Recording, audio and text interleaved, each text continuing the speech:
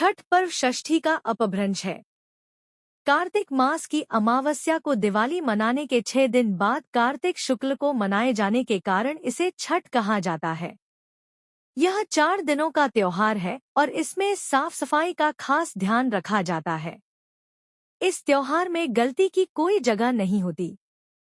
इस व्रत को करने के नियम इतने कठिन हैं, इस वजह से इसे महापर्व और महाव्रत के नाम से संबोधित किया जाता है। मान्यता है कि छठ देवी सूर्य देव की बहन है और उन्हीं को प्रसन्न करने के लिए जीवन के महत्वपूर्ण अवयवों में सूर्य व जल की महत्ता को मानते हुए इन्हें साक्षी मानकर भगवान सूर्य की आराधना तथा उनका धन्यवाद करते हुए मां गंगा यमुना या किसी भी पवित्र नदी या पोखर तालाब के किनारे यह पूजा की जाती है।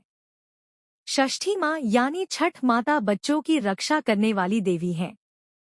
इस व्रत को करने से संतान को लंबी आयु का वरदान मिलता है।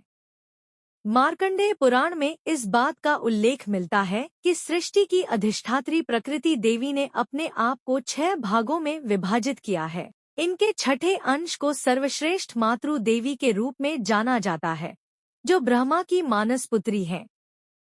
वो बच्चों की रक्षा करने वाली देवी हैं। कार्तिक मास के शुक्ल पक्ष की षष्ठी को इन्हीं देवी की पूजा की जाती है। शिशु के जन्म के 6 दिनों बाद इन्हीं देवी की पूजा की जाती है। इनकी प्रार्थना से बच्चे को स्वास्थ्य, सफलता और दीर्घायु होने का आशीर्वाद मिलता है। पुराणों में इन्हीं देवी का नाम कात्यायनी बताया गया है, जिनकी नवरात्रि की षष्ठी तिथि को पूजा की जाती है। कथा के अनुसार प्रियव्रत नाम के एक राजा थे। उनकी पत्नी का नाम मालिनी था।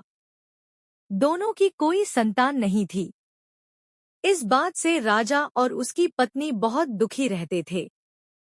उन्होंने एक दिन संतान प्राप्ति की इच्छा से महर्षि कश्यप द्वारा पुत्रेष्टि यज्ञ करवाया। इस यज्ञ के फलस्वरूप रानी गर्भवती हो गई। 9 महीने बाद संतान सुख को प्राप्त करने का समय आया तो रानी को मरा हुआ पुत्र प्राप्त हुआ। इस बात का पता चलने पर राजा को बहुत दुख हुआ। संतान शोक में वह आत्महत्या का मन बना लिया। लेकिन जैसे ही राजा ने आत्महत्या करने की कोशिश की, उनके सामने एक सुंदर देवी प्रकट हुई। देवी ने राजा को कहा कि मैं षष्ठी देवी हूँ। मैं लोगों को पुत्र का सौभाग्य प्रदान करती हूँ।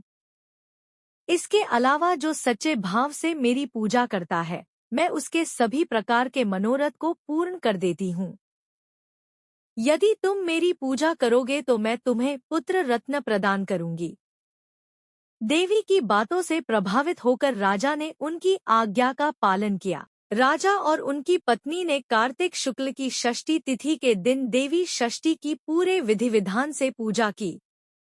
इस पूजा के फलस्वरूप उन्हें एक सुंदर पुत्र की प्राप्ति हुई। तभी से छठ का पावन पर्व मनाया जाने लगा।